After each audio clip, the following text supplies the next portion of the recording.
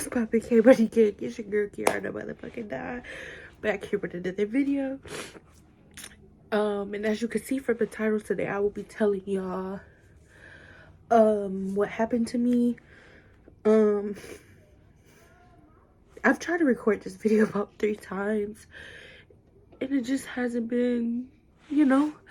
I might look a little different. I'll get into what this is and everything. So like, comment, subscribe. Let's get into the video. I would say all this started about April 11th. No, March 11th. March 11th. I was out with my friend and we had been out all day. I was supposed to go to work that day, but I was having like a lot of pain in my neck and in my eyes. Like my eyes were really sensitive to light. And like no matter what I did, whether it was take ibuprofen, sit under a hot shower, or even have a heating pad, nothing worked. Like nothing worked at all. And one thing about me, I'm not really a person to really cry or be in pain. And if I am, like, I kind of just like take that shit, you know? So I was telling my friend, I'm like, something is not right. Like something is not right. My neck hurts, my eyes hurt, like it's just, my head is sensitive to noise, like something is really wrong. And he was telling me, he was like, I could take you to the hospital, like we could see what's going on. And that day I didn't wind up going. I waited till the next day to go. So maybe around like 10 or 11, I went to the hospital with a headache, a migraine. And which is kind of crazy because the hospitals here, like, they kind of just try to get people in and out as fast as possible. So they miss the signs. You know what I'm saying? They could have caught it and whatever. So I went for a migraine. So they gave me a cocktail for that. And I was probably there for like 2 hours. And something was still wrong because when I was leaving from the hospital, when I was leaving from the hospital, I was stumbling. Like I started to lose feeling in my legs a little bit. And I'm thinking it's just like a side effect from the headache, like something, like I've never went through anything like this before, obviously. So I'm just like not really noticing little things, and I'm just going through the motions. So I get in the car,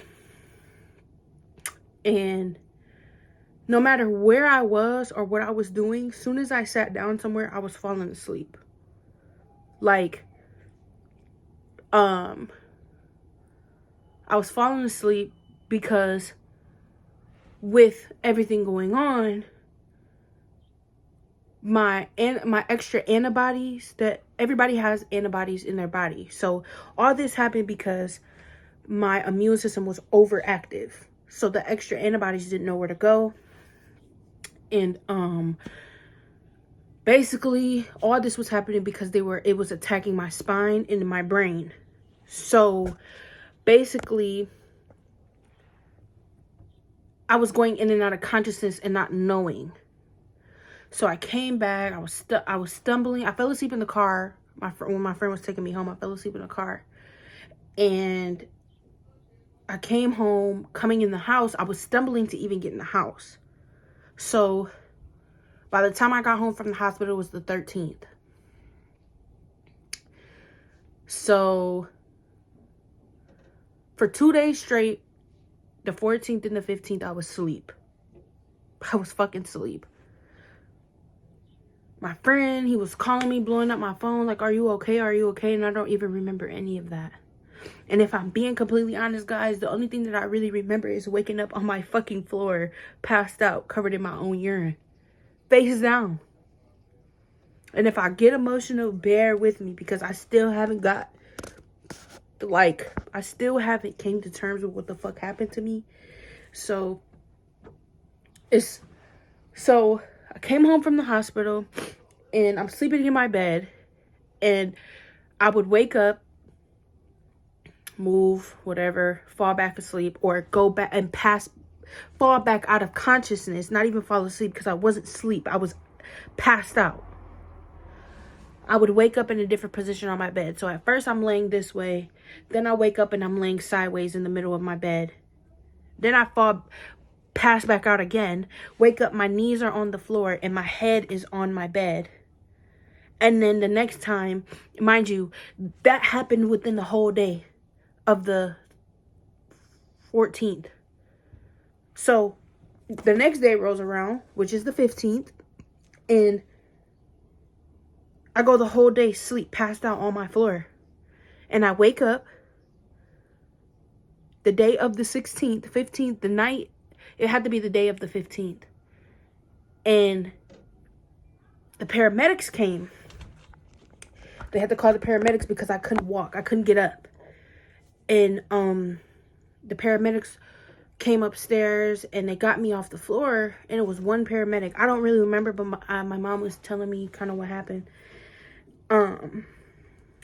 She was like, yeah, the paramedics kept telling you to get up and you didn't want to. You just making our job harder for us. But I honestly could not get up. Like, I honestly couldn't get up.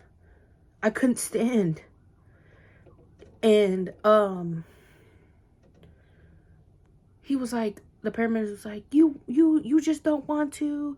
You're making our job harder for us. And I'm crying. I'm like, Mom, like, I can't. Like, I can't get up. Like, it shouldn't be this hard for these people to help me. Like, I can't get up. I can't move. So they wound up getting me downstairs. Hold on. They wound up getting me downstairs. And, I don't remember getting in the ambulance. I don't remember going to the ICU. I don't remember any of that, you know? So I guess my friend, he was telling me, he was like, I was there and you kept begging me to stay. And he was like, I kept telling you, like, I gotta go. I'll be back later. And he left. And just from the time he left, I got drastically worse. This is the part that's gonna kill me, guys. Give me a second.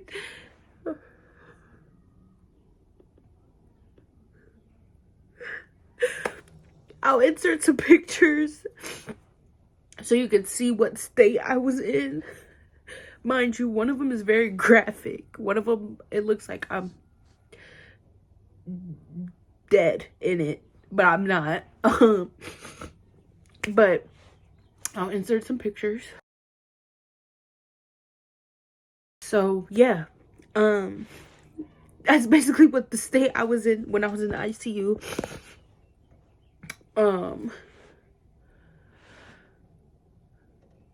So now I'm gonna tell you guys about my disease and what it is and how it affects me. So what I have is called MOGAD disease or MOG disease. It mimics MS and it is a form of a rare autoimmune disease. It's so rare that only 3 in a million people have it. So just God handed my cards a way that I can't question. So it basically means my immune system is overactive to where the extra antibodies attack a protein called myelin on my spine and on my brain, and that's really it. Like it doesn't know where to go, so it attacks it. So basically, there's no cure because it's so new that everything that I'm going to do to see what works for me is brand new. It's no FDA approved drug. It's nothing. So I'm kind of just like a test dummy to see what works. But I've kind of been doing my own research, and people who change their diets to an anti-inflammatory diet, which they cut out refined sugars, bread, all that type of shit that's processed, they never really have to take medicine again. But everybody's different. So, I mean, if they're already testing me, if they're already giving me medicine that is FDA approved, then what the fuck is it gonna hurt to try a diet that could help, you know? So so that's that. But this, I know everybody's gonna ask about this, like, what is it? So while I was in the hospital, they ran every test you can think of, but I was so out of it that I don't remember. They did a spinal tap. I don't remember that. And that's what actually helped them find out what was wrong with me, because if it wasn't for that, they probably would have never found out what was wrong with me. But they did a spinal tap, they did a full body CAT scan, and they wound up finding a blood clot in my left knee. So I'm on blood thinners for that. And then